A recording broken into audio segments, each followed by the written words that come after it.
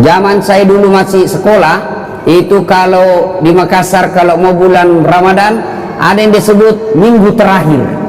Minggu terakhir itu dia senang-senang. Dia pergi ke pantai, tenggelam, terakhir betul. Ya, ada yang ngambil band, ya, elektron, nyanyi-nyanyi, bakar jagung, macam-macam. Tapi alhamdulillah lambat laun mulai hilang itu. Maka anak-anak milenial sekarang dia gantilah dengan istilah tarhib Ramadan, menyambut bulan suci Ramadan. Apa yang perlu kita lakukan menyambut bulan suci Ramadan ini? Yang pertama, kita harus mempersiapkan diri secara fisik. Kenapa? Ramadan itu, puasa itu puasa fisik. Puasa itu ibadah fisik. Tidak bisa orang puasa kalau sakit. Iya toh? Maka harus persiapkan fisiknya, latihan dulu. Orang kalau main bola kan latihan dulu, bos. Mau main futsal tidak langsung masuk main bola langsung, tidak. Kenapa? Keram kau punya otot, bisa jadi cedera ototnya. Maka ada pemanasannya dulu. Apa pemanasan sebelum masuk bulan suci Ramadan? Maka dimulai dengan apa?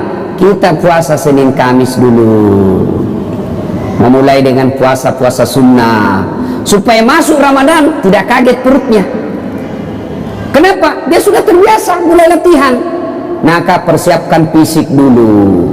Yang berikutnya, selain fisik kita persiapkan apa? Ilmunya. Datang di sini, datang pengajian-pengajian begini. Maka adik-adik sekalian, bacalah ilmu, baca kitab. Supaya apa? Masuk Ramadan kita tidak bingung. Adik-adik remaja, belajar fikih, belajar mana yang memakruhkan puasa, mana sunnah-sunnah yang lebih bagus, mana yang mengurangi pahala. Puasanya tetap sah tapi kurang pahalanya. Bagaimana hukumnya mimpi basah ketika siang hari? Ini banyak-banyak saya lihat anak-anak milenial, anak-anak SMA tuh, Ustaz, bagaimana hukumnya kalau kita lagi puasa siang hari mimpi basah? Ada tuh mimpi basah kalau siang tuh? Iya. Nah, puasanya sah dengan catatan begitu bangun langsung pergi mandi, bangun langsung mandi. Kalau mimpi, kalau kreatif sendiri batal puasa bos. Nah, itu harus ditahu semua itu, termasuk bapak-bapak. Ada yang tanya, Ustadz, ternyata kalau malam boleh juga berhubungan suami istri. Ya boleh selama itu kau nikah, halal. Yang tidak boleh siang, selesai sholat subuh sampai maghrib, yang kau coba-coba. Kalau kau coba dekat-dekat istri dan kau offside, kartu merah. Apa dendanya? Puasa kau 60 hari berturut-turut. 60 hari berturut-turut. Kalau malam boleh, maghrib sampai subuh boleh. Tiba-tiba ada bapak-bapak bilang, Ustaz, kalau malam betul boleh? Boleh. Masya Allah Ustaz, saya sudah 5 tahun biar malam tidak juga. Nah, dongok kok. Makanya belajar kok bos. Ya, nah, itu semua penting kita ketahui. Ustaz, bagaimana kalau menelan ludah pada saat puasa? Itu waktu kecil kan kita bilang kalau menelan ludah batal. Akhirnya kita meludah terus, kering tenggorokan. Boleh kalau ludah, biar kau kasih keluar lagi, masuk lagi, keluar lagi, masuk. Boleh. Yang penting kau tidak tambah. Misalnya begini, tambah, batal itu bos. Kalau yang di dalam tenggorokanmu keluar masuk, boleh. Yang penting kau tidak jijik. Keluar lagi. Nah, boleh kalau itu. Ya. Bagaimana kalau sikat gigi di bulan suci Ramadan? Boleh. Boleh. Yang penting jangan kau telan air. Pura-pura sikat gigi. Mamamu bisa kau tipu, tapi Tuhan Maha tahu. Dia kalau Ramadan dia kumur-kumur 3 kali masuk, 1 yang keluar. Berarti dia korupsi 2 ini. Nah, itu harus tahu ilmunya, semua harus kita tahu. Bapak-bapak ini, ibu-ibu yang pengantin baru harus tahu ilmunya. Mandi junub. Ada yang bilang, Ustaz, katanya kalau Ramadan mandi junub, begitu selesai harus mandi junub. Begitu selesai hubungan suami istri mandi junub. Tidak harus ketika selesai. Nanti mau sholat subuh baru mandi junub. Bukan puasa yang mewajibkan kita mandi junub, tapi sholat subuh yang mewajibkan bapak mandi junub. Ada orang dia bilang begitu selesai mandi, sebelah capekku itu bos, ke pengantin baru sudah buka begitu mandi kok masih baik itu. Kalau jam 8 pulang tarawih begitu lagi mandi kok lagi. 2 kali mau ke mandi. Sekalinya mau tidur jam 11 begitu mandi lagi. Bangun jam 2 begitu mandi lagi. Sekalinya mau makan sahur begitu mandi lagi. 5 kali mandi satu malam, mesek kok bos. Jadi kapan mandinya? Episode terakhir. Nah, ada juga kalau misalnya cuma jangan kau ketawa anak muda, ini urusan orang tua. Nah, ada juga yang misalnya malam, misalnya jam 11 mau tidur, ya. Kapan mandinya? Apakah sebelum makan sahur? Jadi kalau bapak makan sahurnya jam 2, apakah mandinya sebelum jam 2? Tidak. Bukan makan sahur yang mewajibkan bapak mandi junub, tapi kapan? Sebelum sholat subuh. Jadi saya ulangi, sholat subuh yang mewajibkan ibu bapak wajib mandi junub, bukan karena puasa. Itu harus ditahu semua. Maka sebelum masuk puasa belajar, ya. Nah, persiapan secara fisik, kemudian persiapan ilmu, mendatangi majelis-majelis, mendatangi kajian-kajian. Tidak ada kajian maka silakan googling, cari kok di YouTube, ceramah-ceramah, cari kalau ada perbedaan pendapat, bandingkan lagi menurut Ustadz Abdul Somad ini, menurut Adi Hidayat ini, menurut Khalid Basalama begini. Sudah itu, yang penting kau ikhtiar, sudah berusaha mencari ilmu, kau ragu, ikhtiar, salatlah, minta petunjuk dan hidayah dari Allah. Sudah itu, hakul yakin, jangan lagi ragu. Ini sekarang kan sudah banyak ustadz-ustadz kondang kok, iya toh. Nah, cuma jamaah sekarang bukannya mengamalkan ceramahnya Pak Ustadz, dia jadi yuri, dia menjadi tim penilai. Wah, kalau ini ceramah bagus, kalau ini bikin ngantuk, kalau ini jelek, kalau ini. Memangnya kau menjadi festival penceramah? Amalkan ilmunya orang, bukan membanding-bandingkan, ya. Nah, sebelum masuk Ramadan, berikutnya lagi sebelum masuk Ramadan, apa yang perlu kita lakukan? Cari musuhmu, cari bombe. Apa sih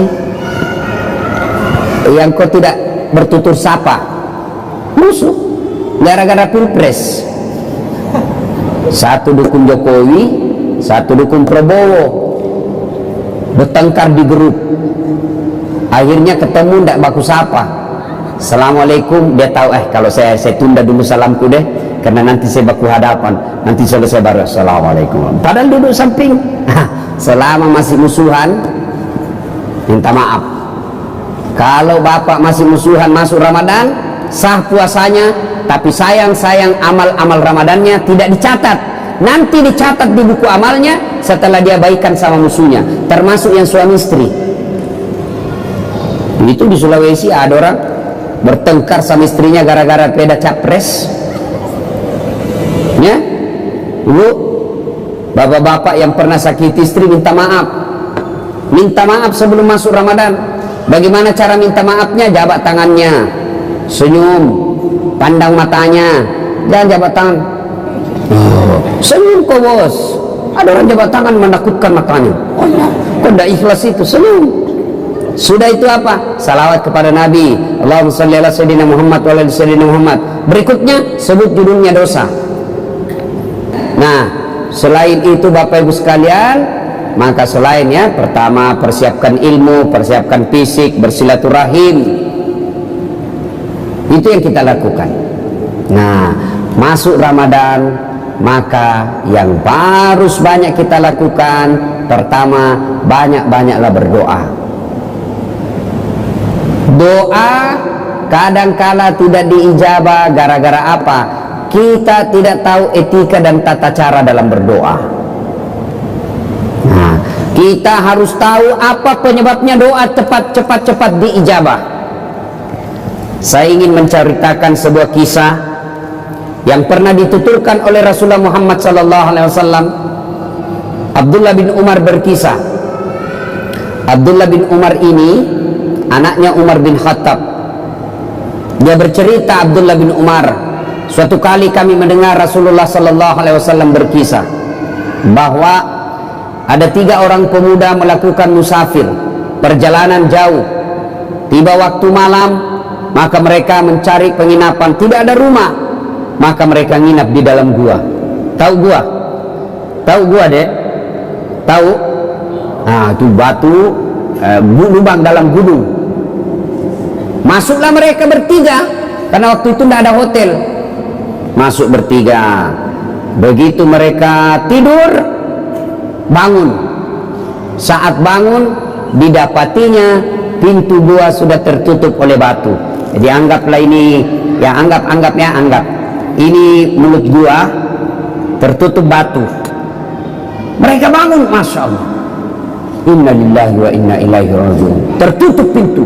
Dia dorong, tidak bisa terbuka. Dorong lagi, tidak bisa terbuka. Akhirnya satu di antara mereka berkata, ayo kita minta pertolongan Allah. Bagaimana caranya? Mari kita berdoa. Majulah orang pertama berdoa. Ya Allah, saya pernah mengurusi ibu saya. Saya bekerja di pasar. Setiap hari jika masuk waktu siang, waktu duhur, saya balik ke rumah saya dari pasar, jalan kaki berkilo-kilometer. Saya suapi ibu saya makan, saya tuntun ibu saya makan. Selesai saya beri makan, saya kasih pakaian yang rapi, lalu saya tuntun sholat duhur. Selesai semuanya, selesai makan, selesai sholat duhur, saya balik lagi ke pasar mengurus dagangan saya. Tiap hari aku lakukan itu, ya Allah. Ya Allah, sambil dia kenang kebaikannya ini, dia berdoa kepada Allah, ya Allah, jika mengurus orang tua, melayani ibu saya adalah kebaikan di sisimu, dan engkau merasa pantas membalasnya, maka saya mohon kepadamu, ya Allah, kabulkan doaku, bukalah pintu gua ini.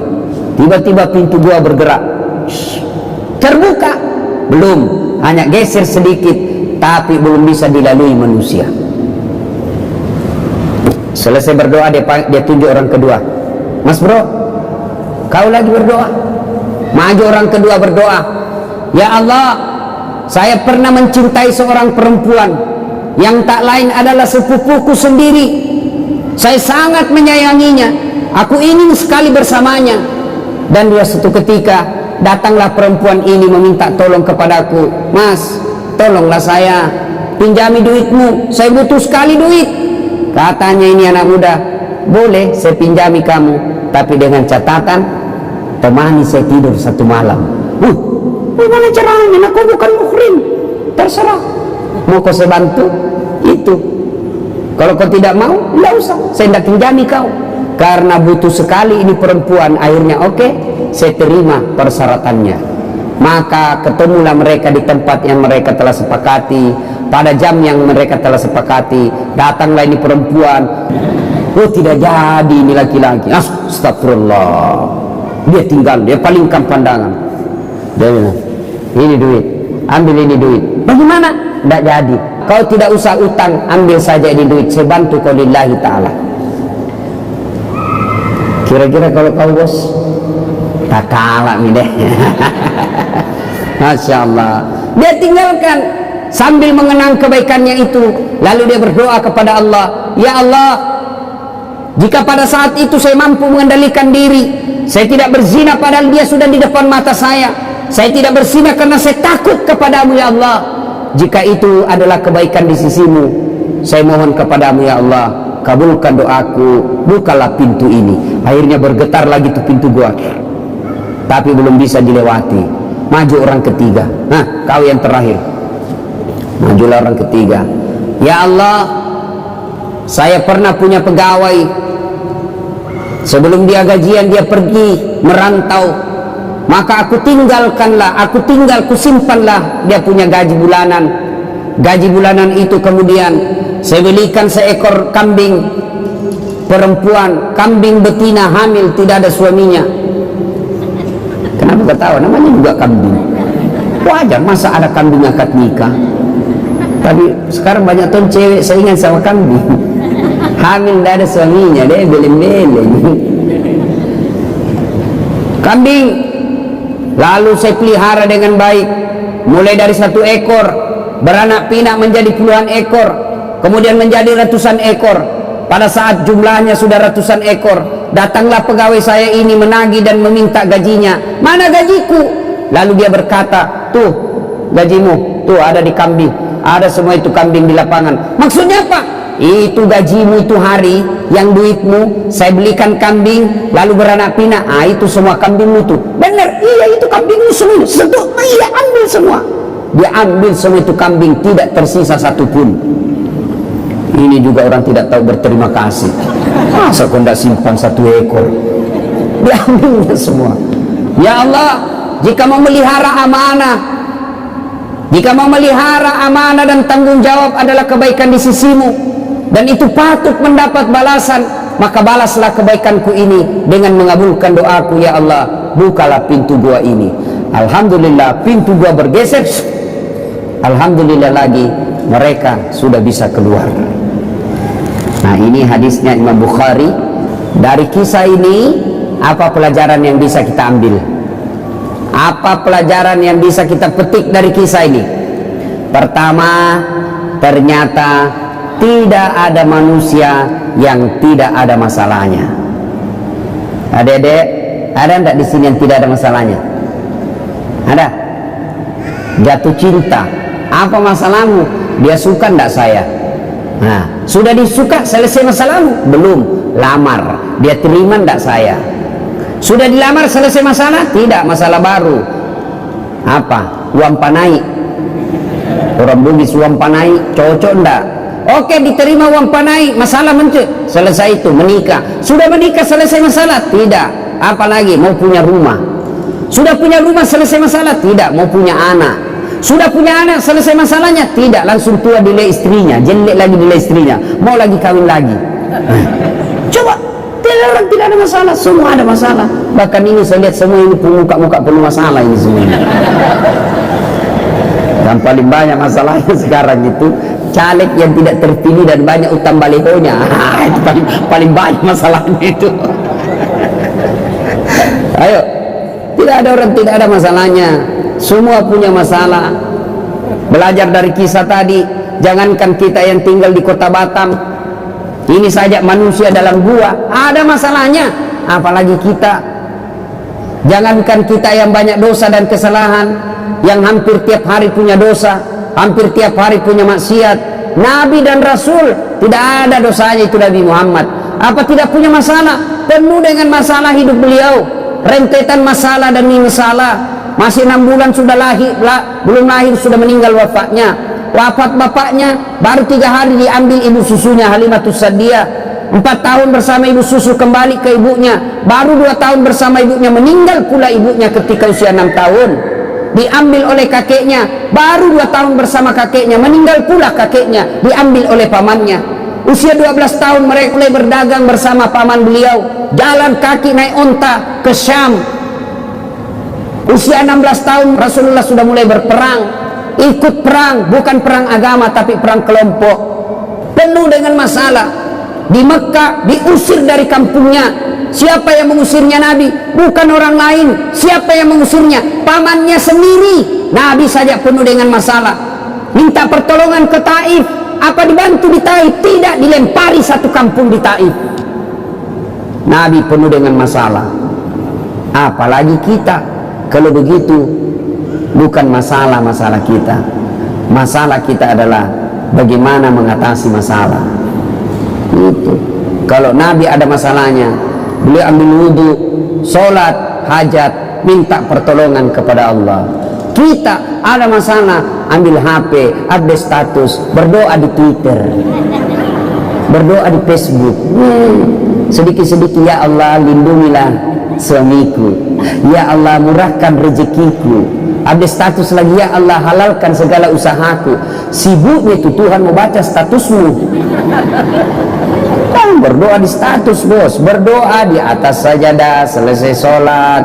Maka adik-adik ketika ada masalah, diajarkan Ali dari kisah ini, semua ada masalah. Tidak ada manusia yang tidak ada masalahnya. Kamu pikir ustadz tidak ada masalahnya? Wow, ustadz juga banyak masalahnya. Satu hari dikasih 5 ceramah, masalah itu juga itu. Capek orang bos. Coba, kadangkala datang capek kita, selesai ceramah disuruh lagi selfie. Selfie ustaz, selfie lagi selfie. Orang sudah keringatan, capek, selfie. Disuruh senyum, orang capek ini. Coba. Semua orang punya masalah. Tidak ada orang tidak punya masalah. Semua orang punya masalah. Alhamdulillah, Allah cuma minta sabar, sempurnakan sholat. Ya, ada masalah, ngadulah kepada Allah, berdoalah kepada Allah. Ya. Belajar lagi dari kisah ini. Ternyata dalam berdoa boleh menyebut kebaikan.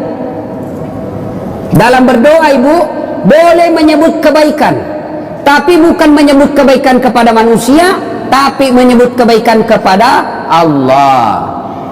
Yang berdosa yang tidak boleh, bapak cerita ke tetangga. Kau tahu Dasat Latif itu dari Makassar, itu jadi ustadz saya kasih sekolah itu dari SD sampai SMP. Saya lihat itu dia tidak ada papanya, saya yang kasih sekolah, tidak jadi manusia itu kalau bukan saya. Tidak boleh begitu, tidak boleh. Tapi menyebut kebaikan kepada Allah ketika berdoa boleh. Ya Allah, saya pernah ngurus anak yatim piatu, sepupu saya sekolahkan mulai dari SD, SMP, SMA, kuliah, lalu aku nikahkan dengan wanita baik-baik, dan dia sekarang sudah menjadi orang yang berhasil. Jika itu adalah kebaikan di sisimu ya Allah, kabulkan doaku ya Allah, murahkan rezekiku ya Allah. Boleh. Ya Allah, saya pernah mencintai seorang wanita ya Allah, aku sangat mencintainya, aku sangat menyukainya, dia pun mau sama saya, tapi mau muntah lihat saya ya Allah. Boleh menyebut kebaikan-kebaikan, boleh. Ya. Yang ketiga, hikmah dari kisah ini, ternyata yang bisa menyebabkan doa cepat diijabah Allah, cepat dikabulkan Allah, satu, birrul walidain, berbuat baiklah kepada kedua orang tua. Ini adik-adiknya kan banyak semua ini ya. Siapa yang masih hidup orang tuanya? Angkat tangan. Yo. Yang sudah tidak ada satu, yang tidak ada dua-duanya. Coba, bapak yang masih ada orang tuanya, mau cepat dikabulkan doa, urus orang tua dengan baik. Adik-adik mau cepat kerja yang baik, tidak usah kau cari muka sama pejabat, kau sudah punya muka itu. Ada kan orang suka sekali cari muka. Siap pak, siap. Apa siap? Lebih kau cari muka sama orang tua Allah. Dengan cara apa? Cari muka pada Allah. Dengan cara apa? Muliakan orang tuamu. Muliakan orang tua, itulah sumber berkah. Banyak diantara kita cari berkah ke guru, cium tangan ulama, datang ke makam ini, ziarah ke makam ini, lalu ibumu di rumah kau tidak urus. Di mana mau baik hidupmu? Ada ndak orang yang mencintai kita seperti cintanya orang tua? Ada ndak orang yang sayang kepada kita melebihi cintanya orang tua? Tidak ada. Inilah orang tua yang sangat mencintai kita. Adik-adik, saya tanya ibu, bu, ada ndak orang mau kerja 24 jam tidak digaji? Ada? Siapa? Ibumu. Itulah orang tua, kerja 24 jam ngurus kita, tidak pernah minta digaji, malah dia yang kasih kita duit. Itulah orang tua. Kalau ada anak-anak kurang ajar, sekali-kali kau lihat itu ibu hamil, lihat itu ibu hamil, menderita itu ibu hamil, kasihan, jalannya aja itu.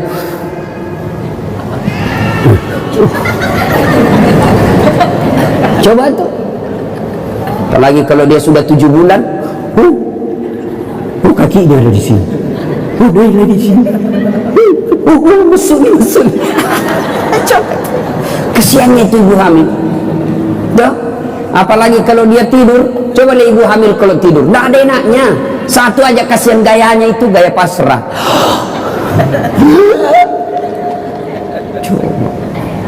Ya Bu ya, apalagi kalau melahirkan. Ibu pernah bayangkan, masih ingat waktu melahirkan Bu? Masih? Ada ibu-ibu melahirkan senyum, mentang-mentang dia artis, keluar kok nak. Wah, tidak.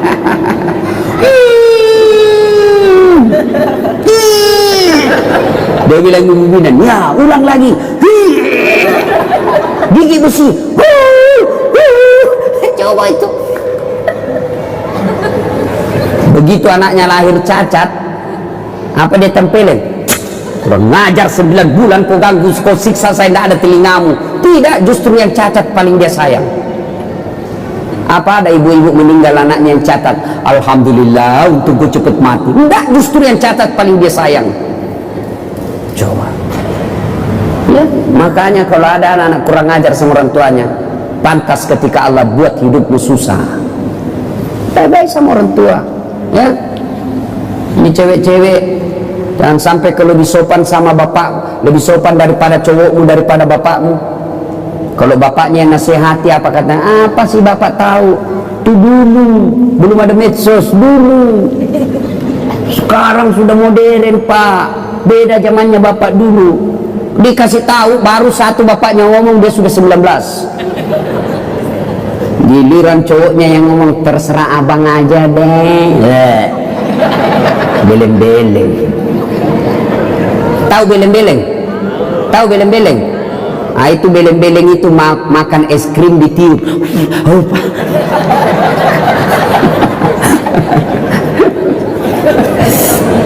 ya, berbuat baiklah sama orang tua.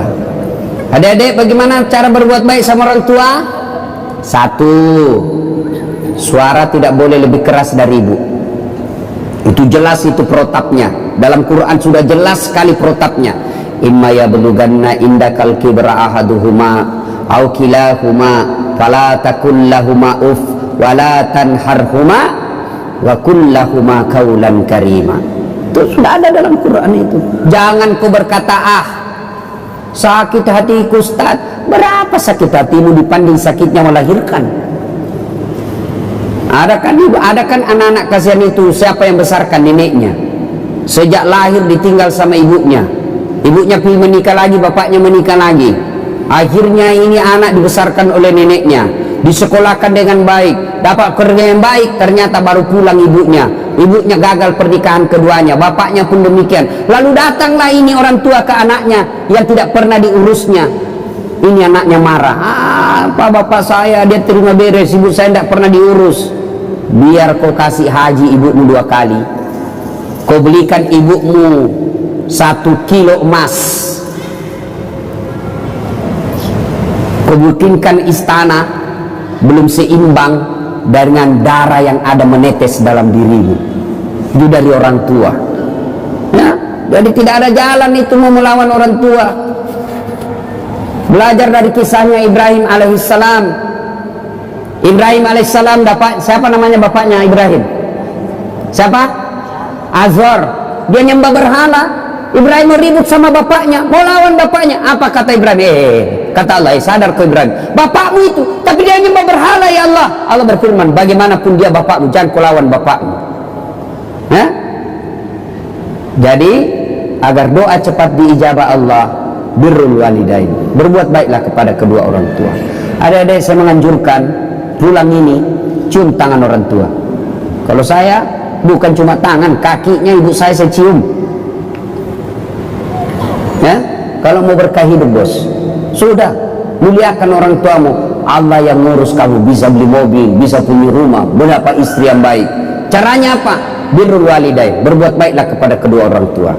Yang kedua, yang menyebab doa cepat diijabah Allah adalah menghindari dosa dan maksiat. Bagi kita laki-laki, dosa yang paling besar itu apa? Dosa perempuan. Tapi ini perempuan, tolong kami kerjasama ya. Kami ini laki-laki jaga mata, tolong kalian jaga akhlak. Biar kami setengah mati jaga mata, kalau kalian gentayangan susah. Masa kita mau jalan begini terus? Kalau ada paha, ada dada, ya pasti jadi dia barang bagus bos. Tapi jangan kok aniaya kami. Saya ini paling kasihan saya itu kalau di Makassar. Saya keluar rumah sholat duha dulu, berdoa dulu, zikir dulu, baru 10 menit keluar dari rumah di jalan habis saya punya zikir. Sebelah kanan dada, balik ke kiri paha, di depan kita dada, balik ke belakang pantat. Waduh, habis. Dia bilang orang, kenapa kau lihat Ustaz? Pasti dilihat, barang bagus Ustaz. Makanya jangan, kata Nabi, jangan gara-gara perbuatanmu orang berdosa. Ya, kita ini dosa yang paling gampang membuat kita masuk neraka, mata.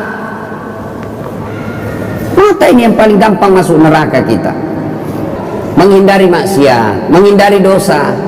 Dan dosa buat kita ini anak muda, yang paling besar peluang kita berdosa adalah zina, perempuan. Makanya adik-adik sekalian yang sudah sarjana atau sudah tidak punya cita-cita untuk kuliah, tamat SMA, dan kau sudah mulai pintar berdewasa mencari-cari nafkah, segeralah menikah. Tidak usah khawatir, rezeki Allah yang ngatur. Ya? Menghindari maksiat, menghindari dosa. Dan yang ketiga, yang membuat doa kita cepat diijabah Allah adalah memelihara amanah. Amanah tidak mesti jabatan. Ini kita semua ada amanah kita, tanggung jawab kita ada. Ibu bapak orang tua tanggung jawabnya apa? Ngurus anak. Ketua RT amanahnya apa? Ngurus rukun tetangga. Caleg amanahnya apa? Suara rakyat. Itu semua amanah.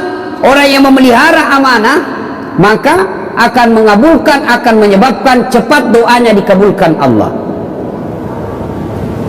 Saya bukan caleg Ustadz, anggota DPR bukan, ketua RT bukan, ketua organisasi bukan. Apa amanah yang Allah berikan kepada kita? Amanah yang Allah berikan kepada kita adalah anggota tubuh. Ini semua nanti akan ditanya. Mata kita akan ditanya, tangan kita akan ditanya, kaki kita akan ditanya. Dalam Al-Quran kan Allah jelaskan, Bismillahirrahmanirrahim, al-yawma nahtumu ala afwahihim wa tukallimuna aydihim wa tashhadu arjuluhum bima kanu yaksubun. Tangan kita akan bicara, mulut kita akan bicara, kulit kita akan bicara atas segala nikmat. Nikmat itu amanah yang Allah berikan kepada kita. Mata ini amanah yang Allah berikan, maka jangan dipergunakan kecuali yang bermanfaat. Cara membersihkan anggota tubuh dari dosa. Anggota tubuh ini dibersihkan dari dosa dan kesalahan. Bagaimana caranya? Salah satu caranya ketika wudhu. Berapa kali minimal kita wudhu? Berapa kali minimal wudhu ibu? Berapa? Minimal 5 kali. Sholat 5 waktu. Maka Nabi mengajarkan setiap wudhu kau doa. Mulai dibasuh tangan, jari-jari mulai. Itu sudah diajarkan doa. Ya Allah, ampuni dosa yang telah dilakukan tangan saya. Tangan kanan jari-jarinya masuk, jari-jari kiri masuk, yang panjang kukunya hati-hati, bisa masuk setan di situ. Sambil berdoa, ya Allah, ampuni dosa yang telah dilakukan tangan saya. Lalu dibasuh lagi mulut, kita berdoa lagi, ya Allah, ampuni dosa yang telah dilakukan mulut saya. Disunahkan masukkan jari-jari, syukur-syukur kalau bisa sikat gigi. Ya Allah, ampuni dosa yang telah dilakukan mulut saya. Apa dosanya mulut? Gosip. Nah ini aslinya ini perempuan. Atau ada laki-laki tukang gosip? Kelainan jenis kelamin kok itu. Kalau perempuan memang fitrahnya itu tukang gosip. Gini duduk-duduk begini damai tapi gersang. Dia tidak, tapi matanya itu sinis. Nah itu. Ya, nah dibasuh lagi hidung, basuh hidung dimasukin, sunnah itu, masukin air sedikit, baru keluarin. Baca ya Allah, ampuni dosa yang telah dilakukan hidung saya. Apa dosanya hidung? Nah, kau lebih tahu lah. Mencium yang bukan landasannya. Sudah itu membasuh wajah. Nah, ini yang paling banyak. Ya Allah, ampuni dosa yang telah dilakukan oleh mata saya, dan putihkanlah wajah saya di padang mahsyar kelak. Nah, apa dosa mata? Ngintip. Nah, itu dosa. Maka kita minta ampuni dosa yang telah dilakukan mata saya, dan putihkanlah wajah saya di padang mahsyar kelak. Salah satu tanda umatnya Rasulullah nanti di akhirat, wajahnya bercahaya ibarat bulan. Nah, sudah itu dibasuh lengan. Ini yang paling banyak kita salah. Basuh lengan sunnahnya dari jari ke siku. Ya toh, berarti prakteknya begini kan? Tapi yang kita praktek apa? Siku ke jari, buka keran.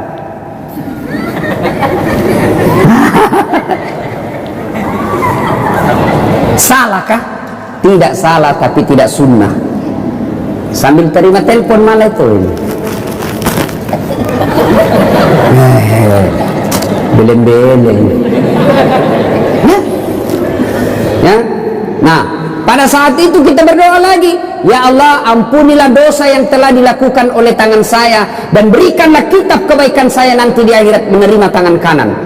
Itu kata Nabi, siapa orang yang diberikan kitab kebaikannya, ijazahnya, laporannya dengan tangan kanan atau dari depan, maka dia masuk surga. Sebaliknya, apabila diberikan kitabnya dari tangan kiri atau dari belakang, maka dia masuk neraka. Maka kita berdoa, ya Allah, berikan catatan kebaikanku nanti di akhirat menerima tangan kanan. Ya, sudah basuh itu. Berikutnya, membasuh rambut. Ketika dibasuh rambut, disunnahkan lagi berdoa, ya Allah, ampunilah, ya Allah, haramkanlah diri saya disentuh api neraka. Dibasuh. Cuma biasa anak muda ini yang sisirnya sudah dikasih pamode apa? Hah? Pamode apa? Pomade. Nah, itulah. Kita dulu waktu kecil, Pak, tidak banyak jenisnya merek rambut. Anu ji, tanco.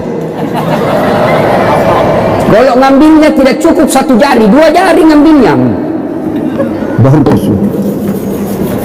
Pas kena matahari keluar semua keringat di sini. Tanco. Sudah tanco modern sedikit apa? Minyak kemiri. Sekarang sudah baca cukurnya saja anak-anak sekarang model macam-macam. Ada sungainya. Ada kayak got di sini. Diganti gotnya di sini, ada juga di sini. Masya Allah. Nah, sudah dikasih lah itu pamod. Loh, rambutnya tidak mau goyang. Akhirnya wuduknya dia begini saja. Beleng-beleng. Ya, tidak sah itu wudukmu, pasti. Karena dalam Quran membasuh sebagian rambut. Jadi kalau kau tidak basuh rambutmu tidak sah. Ya Allah, haramkanlah diri saya disentuh api neraka. Sudah itu, basuh telinga, ampunilah dosa yang telah dilakukan telinga saya. Dan basuh kaki, ya Allah, ampuni dosa yang telah dilakukan kaki saya, dan lekatkanlah kaki saya di jembatan Siratal Mustaqim nanti. 5 kali bos kita berdoa sehari semalam. 5 kali. Masa Allah tidak ampuni dosa? Cuma yang jadi masalah, kadang-kala kita wudhu buru-buru, selesai, bahkan sambil menyanyi, yo ayo, yo ayo, yo ayo, ay. Ya? Nah, saudara-saudara sekalian, inilah 3 yang membuat doa kita cepat diijabah Allah. 1, birrul walidain. 2, hindari maksiat. 3, memelihara amanah. Kalau 3 hal ini dilakukan pada saat bulan suci Ramadan, maka banyak-banyaklah meminta kepada Allah. Dalam bulan suci Ramadan, Allah malu tidak mengabulkan doanya orang-orang yang berdoa. Maka manfaatkanlah bulan suci Ramadan, banyak-banyak berdoa. Saya sudah berdoa Ustaz, sudah saya lakukan itu yang apa yang tidak sunnah tadi ini, kenapa doaku tidak dikabulkan Allah? Berarti apa yang kalian minta tidak baik buat kalian. Ya Allah, mudah-mudahan suamiku bisa beli mobil, malah mobil terjual. Allah tahu ibu, kalau ada mobilnya suami dipakai selingkuh, Allah tahu. Ya Allah, mudah-mudahan saya bisa lulus universitas terkemuka sesuai cita-cita dan impianku. Tidak lulus, jangan sangka buruk, sangka baiklah. Berarti apa yang kalian itu minta tidak baik buat. Ya Allah, mudah-mudahan bapakku tulus nyalek, kok tidak lulus, tidak lolos. Berarti bukan itu yang terbaik. Dan Rasulullah Sallallahu Alaihi Wasallam pernah mengisahkan di surga kelak ada orang masuk surga lalu diberi hadiah oleh Allah. Nih hadiahmu, ini banyak sekali hadiah. Lalu orang ini berkata, ya Allah, banyak begitu kau kasih saya, rasanya amal yang saya lakukan di dunia tidak sebanyak ini. Kenapa banyak begini? Ibaratnya amalnya cuma 5, Allah kasih 5.000. Lalu Allah menjawab, ketahuilah, itulah doa-doamu yang tidak aku kabulkan ketika kau hidup di dunia, karena saya tahu kau tidak mampu memikul apa yang kau minta itu. Berarti tidak ada doa yang tidak diijabah. Yang ada adalah Allah menunda doanya selama doa itu kita lakukan dengan sebaik-baik. Bapak saudara-saudara sekalian, inilah tausiah kita pada hari ini. Mudah-mudahan ada manfaat dan kebaikan di dalamnya. Selamat memasuki bulan suci Ramadan.